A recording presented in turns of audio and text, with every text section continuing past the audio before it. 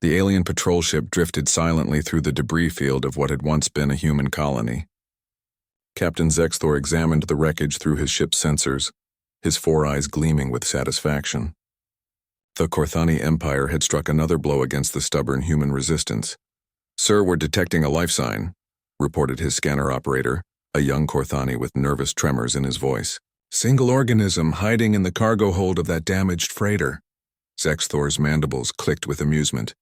"Probably some terrified colonist who thought they could escape our justice. Prepare the capture beam. High Command will want prisoners for interrogation." The massive alien warship moved closer to the drifting human vessel. Its hull was scorched and torn, atmosphere bleeding from multiple breaches. Whatever had happened here, it had been violent and recent. The Korthani had perfected their raids over the past year, striking human settlements with precision and leaving nothing but death behind. "Life sign is strong, Captain," the operator continued. "Adult human male showing elevated stress patterns but stable vitals. He's in the main cargo bay." "Excellent. Deploy the boarding party. I want this human alive and unharmed." The interrogators have new techniques they're eager to test. The boarding party consisted of 6 heavily armed Korthani soldiers, each standing nearly 8 feet tall with chitinous armor covering their insectoid bodies. They moved through the damaged freighter with practiced efficiency, their weapons ready for any resistance. But the cargo bay was silent when they arrived. They found him sitting alone among scattered supply crates, head bowed and hands resting on his knees. He was unremarkable by human standards. Average height, brown hair, wearing a simple maintenance uniform. No weapons visible, no threatening posture. Just another broken human survivor waiting for the inevitable. "On your feet, human," barked the squad leader in broken English. "You come with us now." The man slowly raised his head.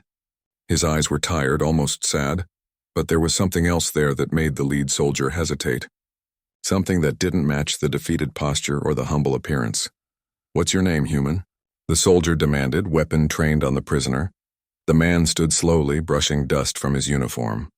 When he spoke, his voice was quiet but clear. Marcus Chen." The name meant nothing to the boarding party.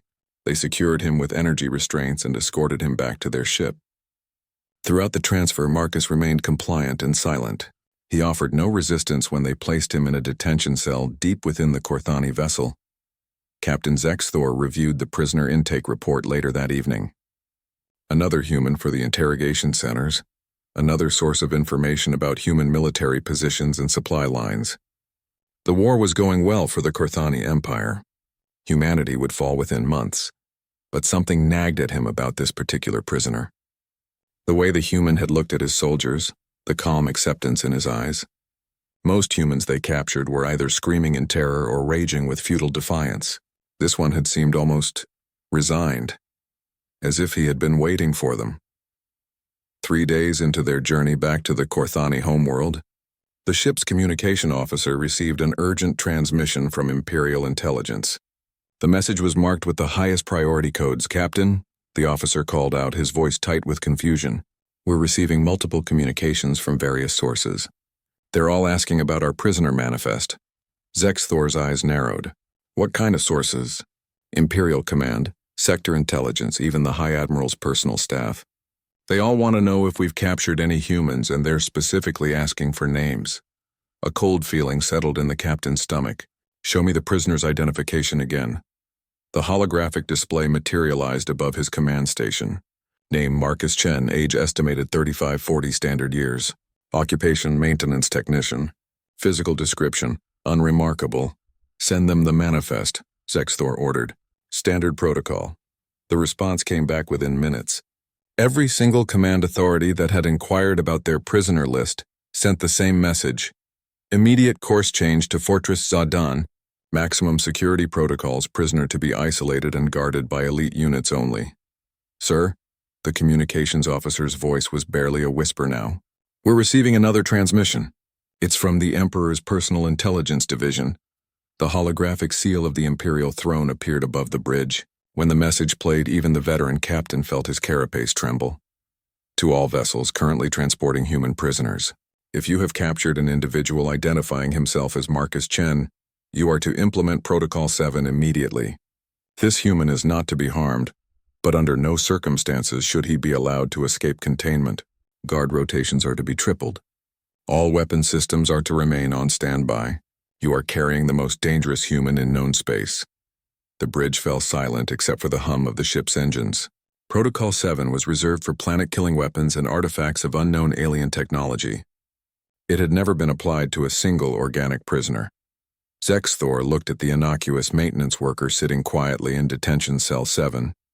The human was reading a book that had been among his personal effects, completely calm and unaware of the panic spreading through the Imperial command structure. "Who is he?" the captain whispered to himself. The answer came in fragments over the next several hours as intelligence reports filtered in from across the galaxy. Marcus Chen, age unknown, origins classified, single-handedly responsible for the destruction of 3 Corthani battle fleets, sole survivor of the Kepler Station massacre, where he had held off an entire invasion force for 18 hours. The human who had walked into the heavily fortified Corthani prison complex on Mordak Prime and emerged 3 days later with every single human prisoner, leaving behind nothing but empty cells and confused guards who couldn't remember what had happened. The reports painted an impossible picture. No enhanced physiology, no advanced technology, no apparent superhuman abilities, just a quiet maintenance worker who somehow appeared wherever the Corthani Empire's plans went, catastrophically wrong. But it was the final report that made Zexthor's blood run cold. I intercepted human military communication that had been decoded just hours earlier. A single line buried in routine fleet communications. "The Reaper is missing. Last known location, Serenity Colony. Serenity Colony. The human settlement they had just finished destroying." Zexthor stared at the detention cell monitors, watching the unremarkable human turning pages in his book. Marcus Chen, the Reaper, the single human that an entire galactic empire had learned to fear, sitting calmly in their prison cell like a patient predator waiting for the right moment to strike. The captain's hands shook as he reached for the emergency communication array. He needed to contact Imperial Command immediately. But deep down he suspected it was already too late. The fortress ship Sadan was the pride of the Corthani fleet, a massive vessel that served as both a mobile command center and the Empire's most secure prison. Its walls could withstand planetary bombardment, and its detention facilities had never experienced a successful escape in over 2 centuries of operation. Marcus Chen sat in his new cell, much smaller and more heavily monitored than his previous accommodation. The walls were lined with energy dampeners. The floor was embedded with motion sensors, and 3 separate camera systems tracked his every movement. Elite guards rotated every 4 hours, never taking their eyes off him. He continued reading his book. Commander Veltan, the fortress ship's security chief, watched the human through the observation deck's reinforced windows. In his 40 years of service, he had guarded war criminals, terrorist leaders, and beings capable of destroying entire star systems with their bare hands. None of them had ever made him as nervous as this quiet human who did nothing but read. "Status report," Veltan ordered as his lieutenant approached. "Prisoner remains compliant, sir. No attempts at communication with guards or other prisoners. He requested additional reading material yesterday, which was denied per Protocol 7 restrictions." "Good. And the investigation into his capture?" The lieutenant's mandibles twitched nervously. "Intelligence has compiled a preliminary report, sir. It's disturbing." Veltan accessed the files on his personal display. What he read made him question everything he thought he knew about the war. The first documented appearance of Marcus Chen in Imperial records was 3 years ago. A routine slave raid on a human agricultural world had gone wrong when a single maintenance worker had somehow disabled the entire invasion fleet's communication systems. The Corthani forces found themselves unable to coordinate, easy targets for a hastily organized human defense. The raid had been a complete disaster. At the time, Imperial Command had assumed it was a technical malfunction or possibly sabotage by human resistance fighters.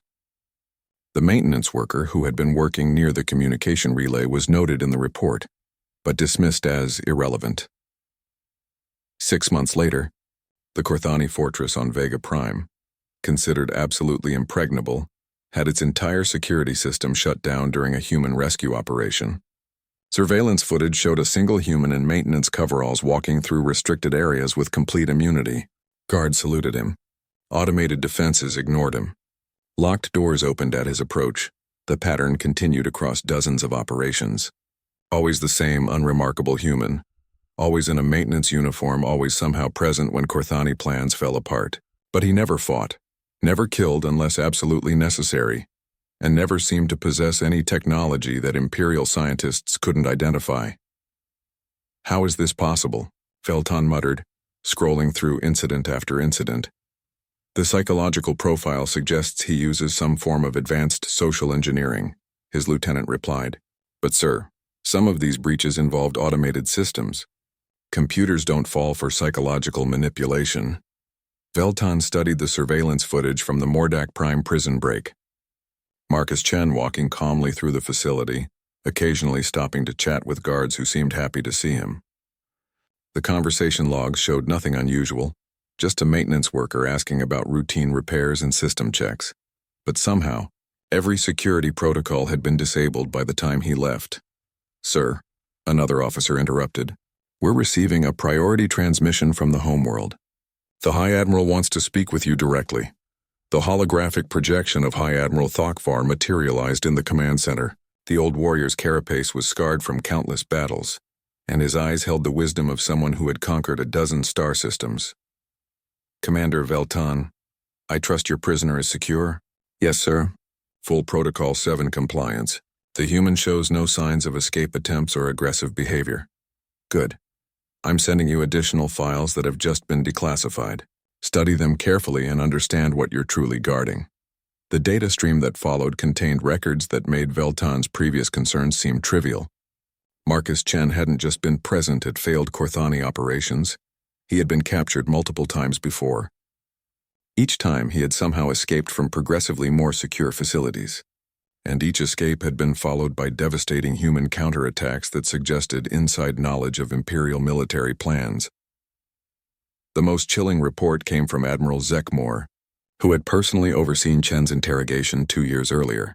The human had answered every question willingly, providing detailed information about human military capabilities, supply lines, and defensive positions. The intelligence had been invaluable, leading to several successful Corthani victories. It was only months later that Imperial analysts realized the information had been entirely false. The human bases Chen had revealed were decoys. The supply routes he had disclosed were traps. The defensive positions he had described were kill zones designed to lure Corthani forces into carefully prepared ambushes. He deliberately got himself captured, Veltan whispered, understanding dawning on him. He wanted us to interrogate him. But the most disturbing revelation was in the psychological evaluation attached to Admiral Zekmor's report.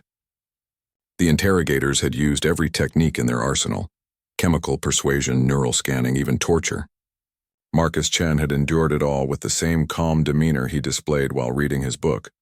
And when it was over, when they thought they had broken him completely, the surveillance recordings showed him smiling. Not the broken smile of a defeated prisoner, but the satisfied expression of someone whose plan was proceeding exactly as intended. Commander, the High Admiral continued, you need to understand that this human is not just a soldier or a spy. Our xenopsychologists believe he represents something entirely new in human evolution, a perfect adaptive predator, capable of infiltrating any society, any system, any organization. He doesn't use advanced technology because he doesn't need it. He uses us. Veltan looked back at the detention cell where Marcus Chen continued reading, occasionally turning a page with the patience of someone who had all the time in the universe. What are your orders, sir? Guard him with your life, Commander. But understand that you're not just keeping him in, you're keeping something far worse out. The moment this human escapes, every secret of this facility goes with him.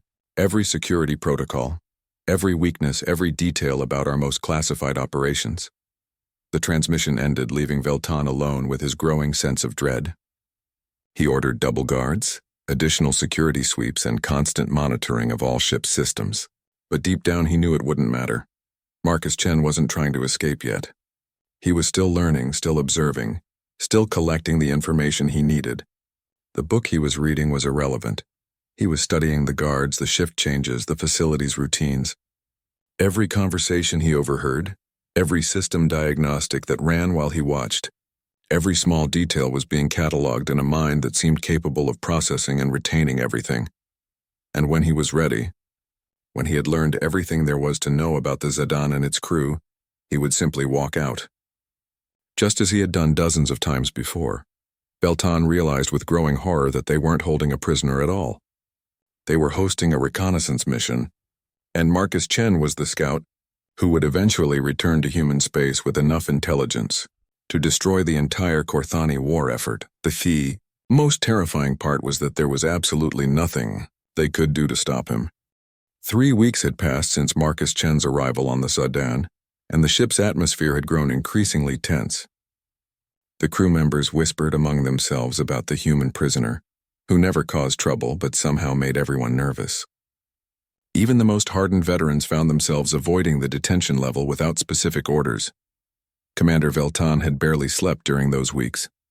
Every night he reviewed security footage from the previous day, searching for signs of escape preparation or hidden communication. But Marcus Chen continued his routine with maddening consistency, reading, eating his meals quietly, exercising in his cell, and sleeping exactly 8 hours each night. The psychological pressure was taking its toll on the entire crew. Guards reported headaches and difficulty concentrating during their shifts. Several had requested transfers to other duties. Claims that watching the human prisoner was affecting their health. Dr. Kethvan, the ship's medical officer, submitted a report that Commander Veltan found deeply disturbing.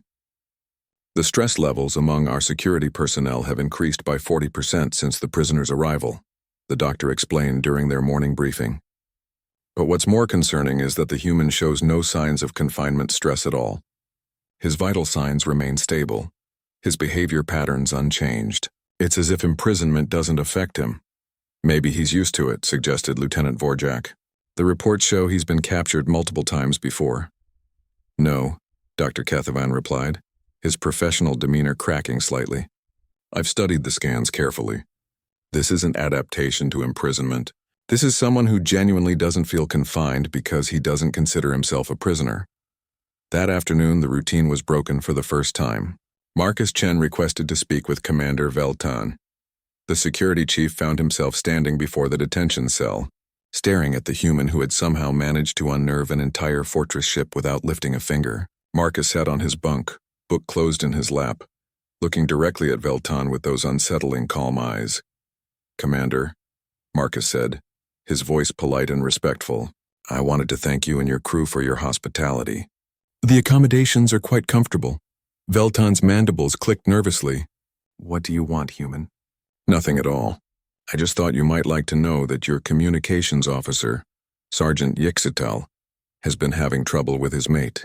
She's threatening to leave him because of his long duty shifts. And your engineer, Chief Mokdun, is worried about his son's performance at the academy. The commander's blood ran cold. This information was personal. Private details that would only be known through intercepted personal communications or careful observation of off-duty conversations. How do you know this? Veltan demanded. Marcus smiled gently. People talk, Commander, even when they think no one is listening. Your crew is homesick, stressed, and worried about their families. It's affecting their performance. You're in solitary confinement. You have no contact with the crew. Sound carries through ventilation systems. Your guards talk to each other during shift changes. And faces are very expressive, even Korthani faces. I've learned to read the subtle signs of emotional distress in your species. Veltan felt a chill run down his spine. The human had been conducting intelligence gathering from inside a maximum security cell, learning about his crew's personal lives and emotional states without anyone realizing it. Why are you telling me this? The commander asked. Because I want you to understand something important, Marcus replied, standing slowly and approaching the energy barrier that separated them. I don't want to hurt your people. I never have. Every Korthani death in our previous encounters was either self-defense or to protect other prisoners. I take no pleasure in violence. Then why do you fight us? Why do you oppose the Empire? Marcus was quiet for a long moment, studying Veltan's face with those penetrating eyes. Commander, how many human colonies has your Empire destroyed in the past year? That's classified military information. 37, Marcus continued as if Veltan hadn't spoken. 400,000 civilians dead. Mostly farmers, teachers, children. People who had never held a weapon in their lives. The Empire expands. It's the natural order. The strong dominate the weak. Is that what you tell yourself? Marcus asked softly. That genocide is natural? That the extinction of entire species is just the way things are supposed to be? Veltan found himself unable to respond. The human's words carried no anger, no accusation, just a quiet sadness that was somehow more disturbing than rage would have been. I've studied your people's history, Commander. The Korthani weren't always conquerors. Your homeworld's archives speak of a time when your species valued art, philosophy, scientific discovery. What happened to that culture? We evolved. We became strong. You became afraid, Marcus corrected gently. Afraid of being conquered yourselves, so you decided to conquer everyone else first. But fear-based expansion is ultimately self-defeating. It creates too many enemies, spreads resources too thin, and eventually collapses under its own weight. The commander wanted to argue, to defend his empire's glory and destiny, but something in the human's voice, the certainty with which he spoke, made the words stick in his throat. Your crew is loyal, Commander. They follow orders because they believe in something greater than themselves. But look at their faces when they think no one is watching. Look at the weight they carry. Is this the life your people were meant to live? That evening, Veltan found himself doing exactly what Marcus had suggested. He watched his crew with new eyes, noticing the tension in their postures, the forced enthusiasm in their voices when they spoke of conquest and glory. For the first time, he saw the fear that lurked beneath their professional demeanor. The next morning brought disturbing news from the homeworld. 3 more human colonies had been attacked, but the operations had gone badly wrong. Korthani forces had walked into prepared ambushes. Their communication systems had failed at critical moments, and their intelligence had proven completely inaccurate. Sir, Lieutenant Vorjak reported nervously. Intelligence believes the humans somehow knew we were coming. All 3 targets had been evacuated before our forces arrived. Veltan stared at the tactical displays showing the failed operations. Each attack had been planned using intelligence gathered from previous human prisoners. Intelligence that had seemed accurate and detailed when obtained through interrogation. But looking at the pattern now, with Marcus Chen's words echoing in his mind, Veltan began to see the truth. Every piece of information the Empire had extracted from human prisoners had been carefully prepared misinformation. Every interrogation had been a performance, designed to feed the Korthani exactly what they wanted to hear. The humans weren't just fighting back against the Empire's expansion. They were manipulating it, guiding it toward strategic disasters that would eventually cripple the entire war machine. And Marcus Chen, sitting quietly in his cell reading another book, was somehow at the center of it all. Commander Veltan realized with growing dread that his ship wasn't just carrying a dangerous prisoner. They were transporting a weapon that had already been activated, gathering intelligence that would soon be used to devastating effect against everything the Korthani Empire had built. The most terrifying part was that Marcus Chen was doing it all with nothing more than patience, observation, and an understanding of psychology that seemed almost supernatural. The Reaper wasn't just a nickname. Veltan understood now. It was a promise. The crisis began during the 4th week of Marcus Chen's imprisonment. Commander Veltan was reviewing the morning security reports when his communications officer burst into the command center, his face pale with panic. Sir, we've lost contact with the homeworld, the officer reported. All long-range communication arrays are showing system failures. Veltan's eyes narrowed. Mechanical failure or sabotage? Unknown, sir. The diagnostics show all systems functioning normally, but we're not receiving any transmissions from Imperial space. It's as if the entire communication network has gone silent. Before Veltan could respond, alarms began sounding throughout the ship. Emergency lights bathed the corridors in red as automated systems announced a security breach in the detention level. The commander raced to the prison section, expecting to find chaos and destruction. Instead, he found his guards standing at their posts looking confused but unharmed. The detention cells remained sealed, their occupants accounted for. Marcus Chen sat in his cell exactly where he should be, calmly turning the pages of his book. What happened? Veltan demanded of the guard captain.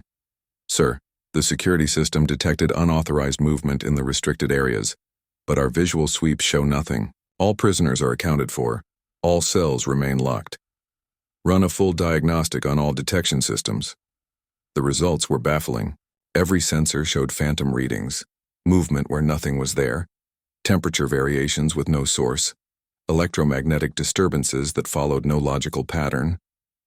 The ship's computer systems were reporting events that weren't happening while simultaneously failing to detect things that were. Dr. Kethavan arrived with his medical scanner, looking deeply troubled. "Commander, I'm detecting unusual neural activity patterns among the crew. Stress responses, confusion, memory inconsistencies. It's as if something is affecting our cognitive processes." "What kind of something?" "I don't know. But whatever it is, it's subtle. The crew doesn't realize they're being affected." That evening, strange reports began filtering in from throughout the ship. Guards reported seeing maintenance workers in areas where none were scheduled. Engineering crews found tools moved and systems adjusted, but no record of who had performed the work. Kitchen staff discovered meals prepared and served, but couldn't remember making them. The surveillance footage showed nothing unusual. But when Veltan watched carefully, he began to notice small inconsistencies. Timestamps that didn't quite match. Guards who seemed to lose focus for brief moments. Conversations that appeared to have gaps as if words had been edited out. "He's doing something," Veltan muttered to himself, staring at the monitor showing Marcus Chen's cell. But what?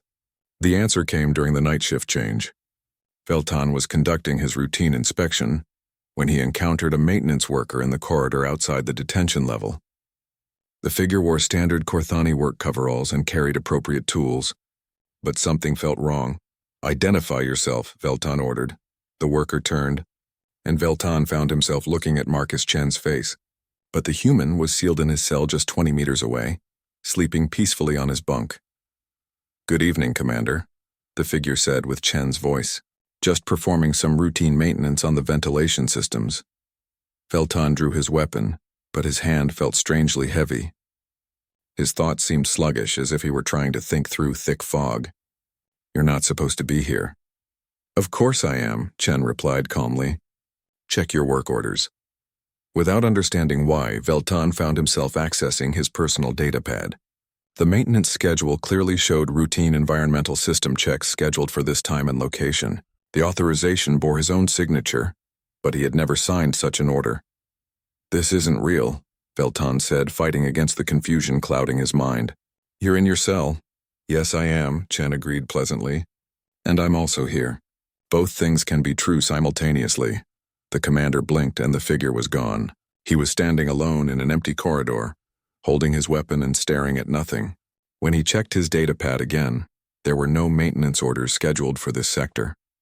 Veltan ran to the detention level and confirmed that Marcus Chen was indeed in his cell, apparently asleep. But the blanket covering the prisoner seemed to shift slightly, and for a moment, the commander could have sworn he saw the human's eyes open and watching him.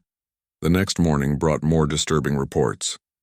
Chief Engineer Makdoon complained that someone had been accessing his personal files, but the computer logs showed no unauthorized entry. The communications officer reported that classified transmission protocols had been copied, but again there was no evidence of security breach. Most unsettling of all, several crew members reported having conversations with Marcus Chen outside his cell, despite the fact that he had never left his secured location. Dr. Kethavan's medical scans revealed the impossible truth. "Commander, I found traces of an unknown neural interfacing compound in our air supply. It's incredibly sophisticated. It appears to create temporary mental links between individuals exposed to it." "What kind of mental links?" "Shared thoughts, overlapping memories, synchronized brain patterns. In small doses, it would be almost undetectable, but over time, it would allow someone with the right knowledge to essentially network an entire crew's minds." Veltan felt the blood drain from his face. "He's been drugging us?" "Not drugging, connecting. The compound isn't harmful, but it allows for unprecedented information sharing. Someone who understood how to manipulate these neural networks could theoretically access anyone's memories, implant suggestions, even create shared hallucinations." The implications were staggering. Marcus Chen hadn't just been observing his captors, he had been linking their minds together, creating a network that allowed him to access their thoughts and memories while projecting his presence throughout the ship. "How is this possible?" Veltan demanded. "Where would he get such a compound?" Dr. Kethavan checked his readings again. "Sir, the compound appears to be organic. It's being produced by someone on this ship." "Produced how?" "Through modified respiratory output. Someone has been breathing this substance into our air supply for weeks." Veltan stared at the medical readings, his mind reeling. Marcus Chen had somehow modified his own biology to produce a neural interfacing agent that he dispersed simply by breathing. For nearly a month, he had been gradually connecting the minds of everyone on the ship, creating a mental network that gave him access to their thoughts, memories, and perceptions. The human hadn't been studying them through observation alone. He had been reading their minds. "Commander," Dr. Kethvan continued, his voice barely above a whisper, "there's something else. The neural patterns I'm detecting suggest that the network is two-way. If Chen can access our thoughts, then we're also accessing his. What does that mean? It means that everything he knows, everything he's learned about Korthani military operations, psychological weaknesses, strategic vulnerabilities, it's all being unconsciously absorbed by our crew. When we return to Imperial space, we won't just be carrying a prisoner, we'll be carrying hundreds of Imperial personnel who have been unknowingly programmed with human intelligence data." Veltan realized with horror that Marcus Chen had turned the entire Korthani military structure into an unwitting spy network. Every officer who came into contact with the Zhadan's crew would be exposed to carefully planted information. Every strategic briefing, every classified discussion, every secret plan would be contaminated with false data designed to cripple the Empire's war effort. The Reaper hadn't just infiltrated their ship. He had weaponized their minds, turning them into carriers who would spread his influence throughout the entire Imperial fleet. And there was absolutely nothing they could do to stop it. Commander Veltan stood in the ship's medical bay, staring at Dr. Kethvan's analysis with growing desperation. The neural interfacing compound had been circulating through the ship's atmosphere for weeks, and there was no way to remove it from their systems without causing severe brain damage. "How long do we have?" Veltan asked. "The integration appears to be accelerating," Dr. Kethvan replied, checking his instruments. "Within another week, the neural pathways will be permanently altered. Everyone on this ship will carry traces of human psychological conditioning for the rest of their lives." "And Chen knows this?" "Sir, I believe Chen planned this from the moment he allowed himself to be captured. The timing, the gradual exposure, the specific neural patterns, this isn't accidental. This is biological warfare at a level we've never encountered." Veltan made a decision that went against every instinct he had as a soldier. He walked to the detention level and stood before Marcus Chen's cell, this time without any guards present. The human looked up from his book and smiled. "Good afternoon, Commander. You look troubled." "End this," Veltan said simply. "Whatever you're doing to my crew, stop it now." "I'm not doing anything to your crew, Commander. I'm simply breathing. It's not my fault that Korthani physiology is so receptive to certain organic compounds. You modified yourself. You turned your own body into a weapon." Marcus closed his book and stood, approaching the energy barrier with that same unsettling calm. "I adapted. That's what humans do. We find ways to survive in environments that should kill us." "You're trying to change our entire civilization," Veltan said, the full scope of Marcus's plan finally becoming clear. "I'm trying to save it," Marcus replied. "The path your empire is on leads to destruction, not just for humanity but for the Korthani as well. Endless expansion requires endless enemies, and eventually, you'll encounter something that can't be conquered." "Like humanity?" "Humanity is just the beginning. There are older species out there, Commander, ancient civilizations that have been watching the Korthani Empire's expansion with growing concern. If you continue on this path, you'll eventually face beings that make our little war look like a playground dispute." Veltan felt a chill run through him.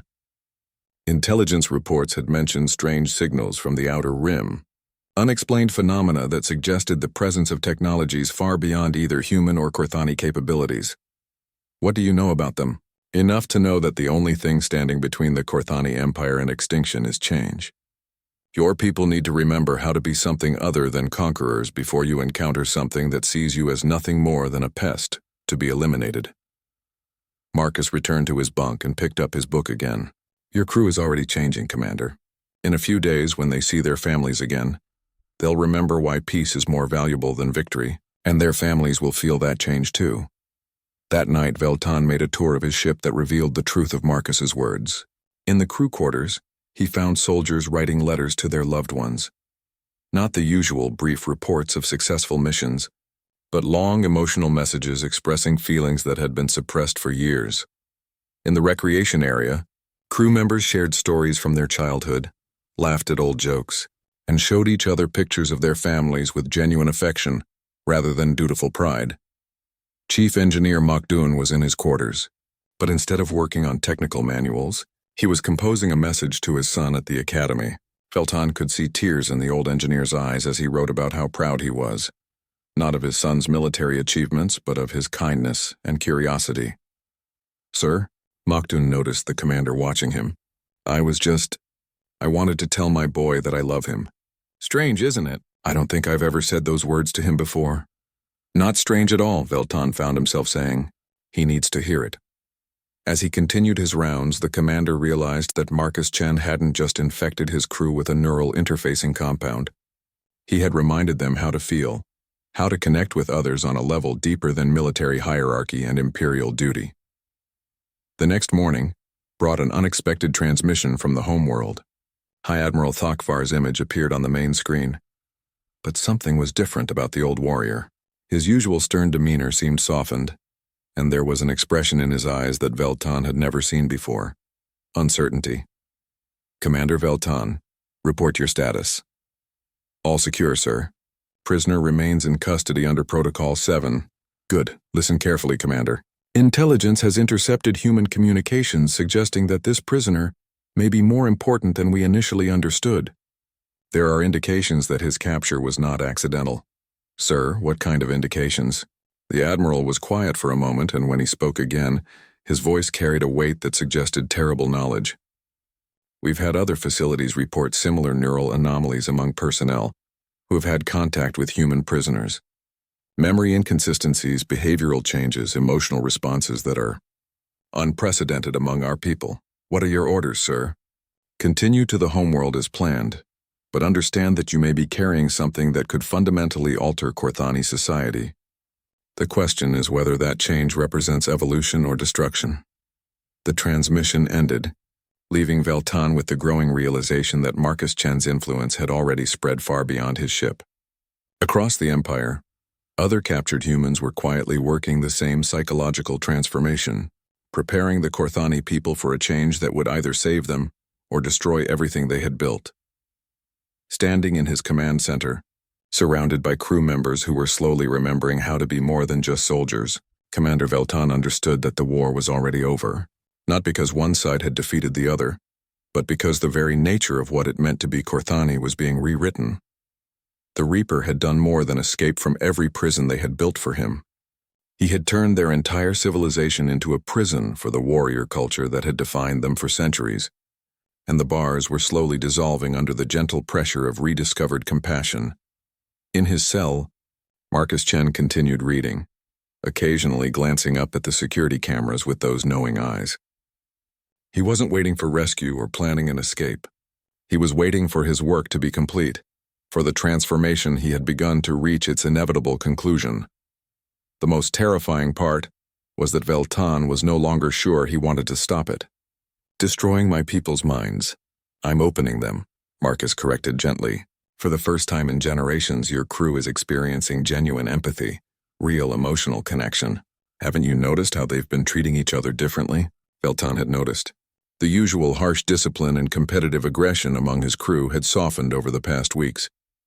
They were more cooperative, more considerate of each other's welfare. He had attributed it to stress, but now he understood it was something else entirely. "You're making them more human," he whispered. "I'm making them more themselves." The Korthani weren't always a warrior culture, Commander. Your species evolved as social cooperators, pack hunters who survived through teamwork and mutual support. The Imperial conditioning suppressed those instincts, but it couldn't eliminate them entirely. Marcus gestured toward the corridor where crew members could be heard talking quietly among themselves. "Listen to them. Really listen. They're sharing stories about their families, their hopes, their fears. When was the last time you heard Korthani soldiers talking about anything other than conquest and duty? You're weakening them, making them unfit for military service. I'm reminding them what they're fighting for, or rather what they should be fighting for. Not glory or conquest, but the protection of those they love." Veltan wanted to argue, but he couldn't deny what he had observed. His crew's morale had never been higher. Despite the stress of their mission, They worked together more efficiently, supported each other through difficulties, and showed genuine concern for each other's well-being. "What happens when we reach the homeworld?" Veltan asked. "Your crew will return to their families carrying something precious, the ability to truly connect with other beings. They'll remember what it feels like to care about someone else's pain, to find joy in someone else's happiness, and slowly, gradually, that feeling will spread. The Zhadan approached the Korthani homeworld 3 days later, carrying its cargo of transformed minds toward the heart of the Empire. Commander Veltan stood on the bridge, watching the familiar blue-green planet grow larger on the view screen, but something felt fundamentally different about this homecoming.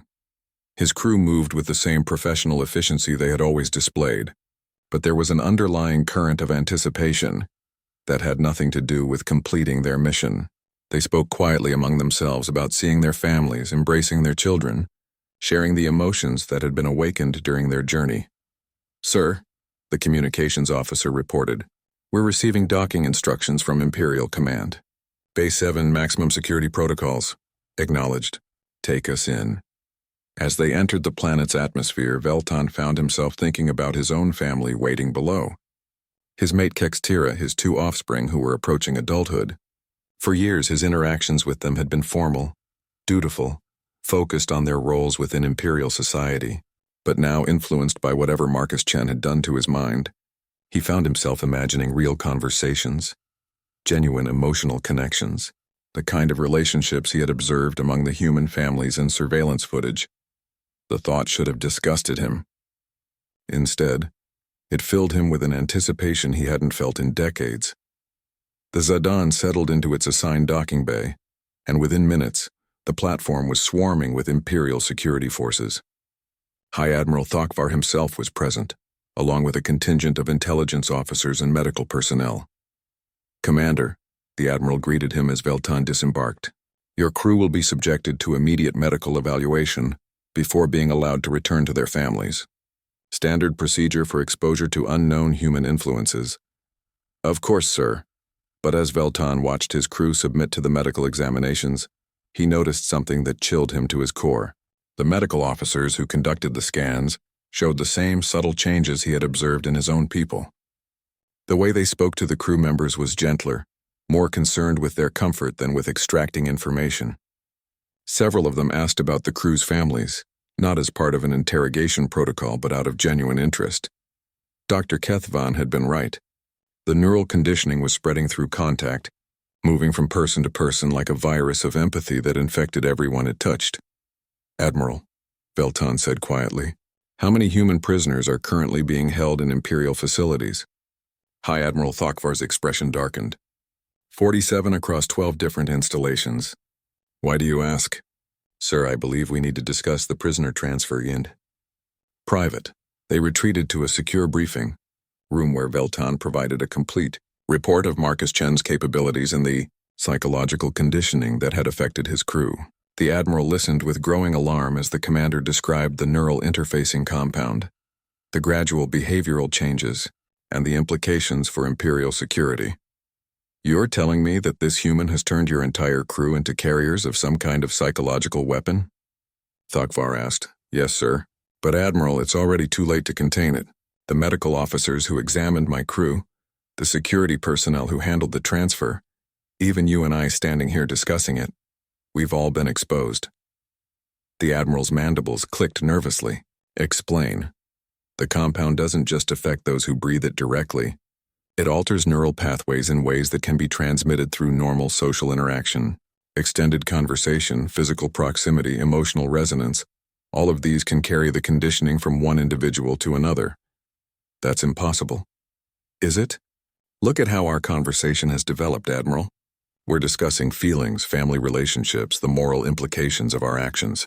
When was the last time you had a strategic discussion that included consideration for emotional consequences?" Thokvar paused, realizing that Veltan was right. Their conversation had naturally drifted toward topics that would have been irrelevant in previous military discussions. "What does Chen want?" the Admiral asked finally. "Peace, sir. Not through surrender or defeat, but through transformation. He believes that if the Korthani people remember how to feel genuine empathy, they'll lose their appetite for conquest and expansion." "And if he's wrong?" If this conditioning makes us weak and vulnerable to attack, then we'll face that challenge as beings capable of protecting what we truly value, rather than destroying everything we encounter out of fear. That evening, Veltan was granted permission to visit his family before reporting for extended debriefing. He stood outside his home, nervous in a way he hadn't been since his youth. How does one explain to their family that they've been fundamentally changed by exposure to an enemy weapon that works through compassion? His mate Kexatira opened the door, and for a moment they simply looked at each other. Then, without thinking about protocol or proper behavior, Veltan reached out and embraced her. Not the formal greeting of a returning warrior, but the desperate hold of someone who had rediscovered what it meant to love. "You feel different," she whispered against his shoulder. "I am different. We all are." His offspring, Kelmar and Vexina, joined them in the entrance hall. Instead of the usual reports on their academic and military progress, Veltan found himself asking about their hopes, their fears, their dreams for the future. The conversation that followed lasted hours and covered topics they had never discussed as a family. When he finally explained what had happened aboard the Zadan, his family listened with fascination rather than horror. "So this human changed you by making you more like yourselves?" Kextira asked. "More like what we were before the Empire turned us into weapons," Veltan replied. "And this is spreading throughout the Imperial military." "Yes." Slowly but inevitably. His son Kelmar, who had been preparing for admission to the Imperial Academy, spoke up. "Father, if warriors can learn to feel empathy again, what happens to those of us who never wanted to be warriors in the first place?" The question hit Veltan like a physical blow. He had never considered that his children might have dreams beyond military service, ambitions that had nothing to do with conquest and glory. The Empire had been so focused on creating perfect soldiers that it had forgotten to ask whether its citizens wanted to be soldiers at all. Over the following days, similar conversations were taking place throughout the homeworld as crew members from the Zadan returned to their families. Each reunion carried the conditioning further into Korthani society, creating ripples of change that spread through communities like stones thrown into still water. Intelligence reports began flooding in from across the Empire. Military commanders reported difficulty maintaining aggressive postures when their subordinates kept asking about the welfare of enemy civilians. Recruitment centers found young Korthani questioning whether military service was their true calling. Even the Imperial propaganda networks began subtly shifting their messaging from conquest and domination to protection and defense. Marcus Chen remained in his cell, still reading, still breathing, still quietly transforming an entire civilization one interaction at a time. The security forces that guarded him rotated frequently now, but it no longer mattered. The change he had initiated had achieved critical mass and was spreading under its own momentum. High Admiral Thokvar summoned Veltan for a final briefing a week after their return. The old warrior looked tired, as if he had been carrying a burden too heavy for his shoulders. "Commander, I've received reports from 17 different sectors. The behavioral changes are accelerating, and they're not limited to military personnel anymore. Civilian populations are beginning to question the Empire's expansion policies." "What are your orders, sir?" "I don't know," the Admiral admitted, his voice barely above a whisper. "For the first time in my career, I genuinely don't know what orders to give. How do you fight an enemy that defeats you by making you more human?" Outside the Imperial Command Center, the lights of the Korthani capital city twinkled in the gathering dusk. But for the first time in generations, those lights illuminated a people who were beginning to remember what peace might look like. 6 months after the Zadan's return to the homeworld, the Korthani Empire existed in name only. The transformation that Marcus Chen had initiated had spread throughout the military hierarchy, the civilian government, and the general population with unstoppable momentum.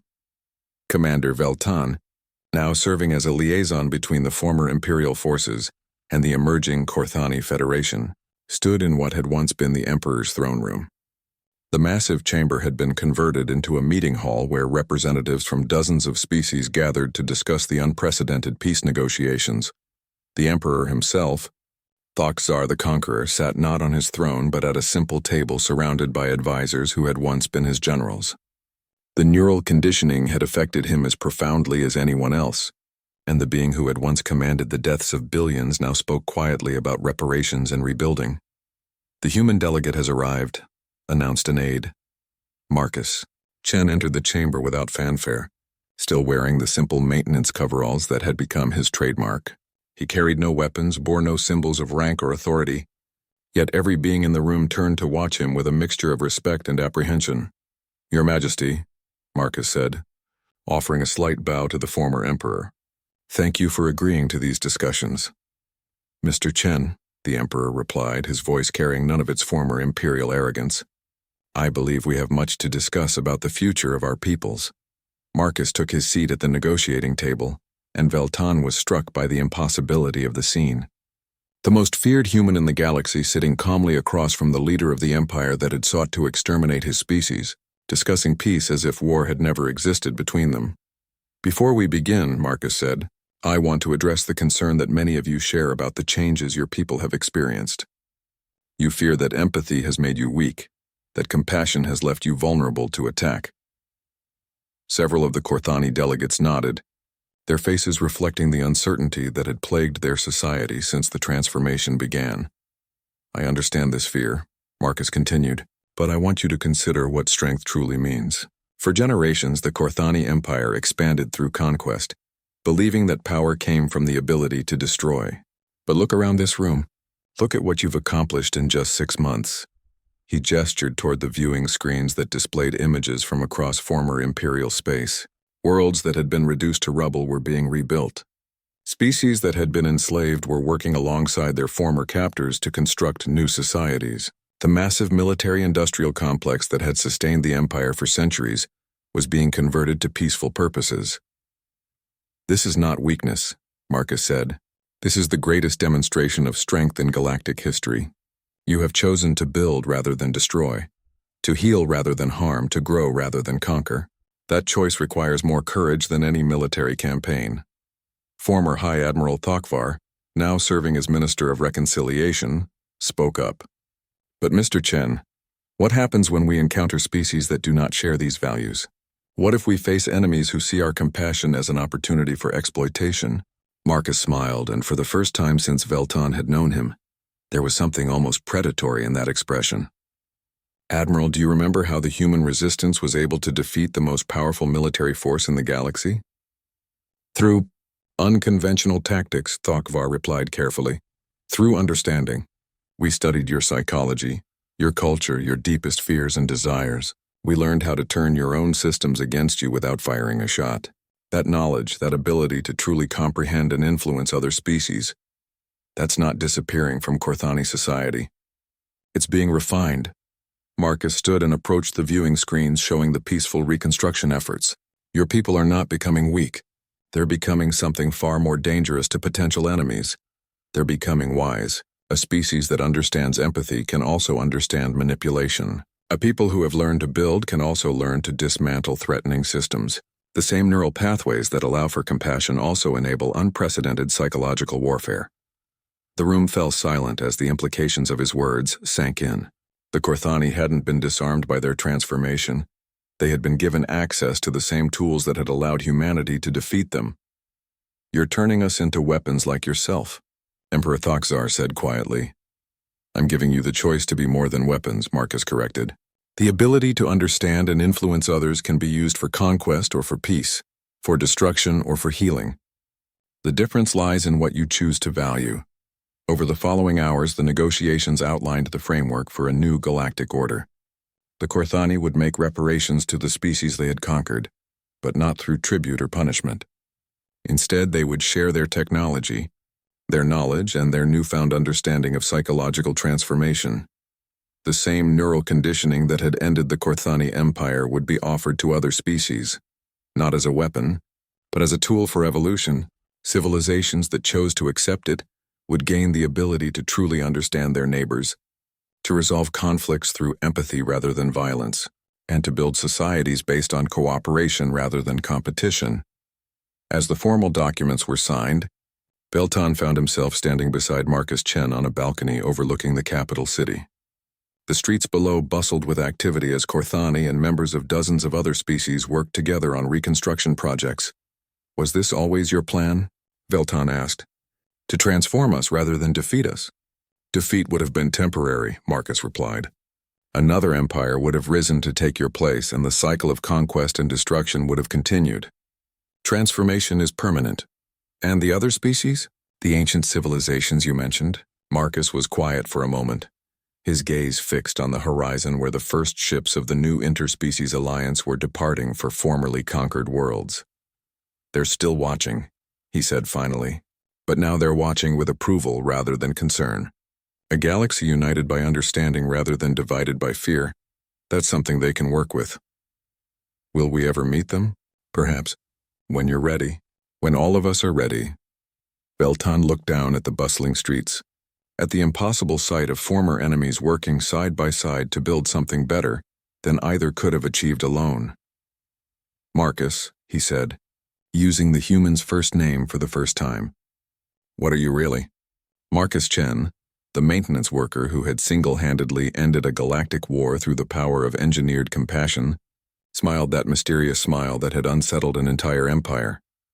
I'm what humanity becomes when we stop trying to survive and start trying to live, he said. And now, thanks to all of you, I'm not alone anymore. In the months that followed, the transformation spread beyond Korthani space to encompass dozens of civilizations. The galaxy that had once been dominated by competition and conflict slowly evolved into something unprecedented. A truly cooperative interstellar community where differences were celebrated rather than feared. Marcus Chen eventually returned to his simple life as a maintenance worker, quietly tending to the systems that kept the new alliance functioning. But his legacy lived on in every being who had learned to see the universe through eyes of understanding rather than fear. The Reaper had harvested not lives, but the capacity for growth. And from that harvest had sprung a garden of possibilities that stretched across the stars. The war was over. The peace had just begun.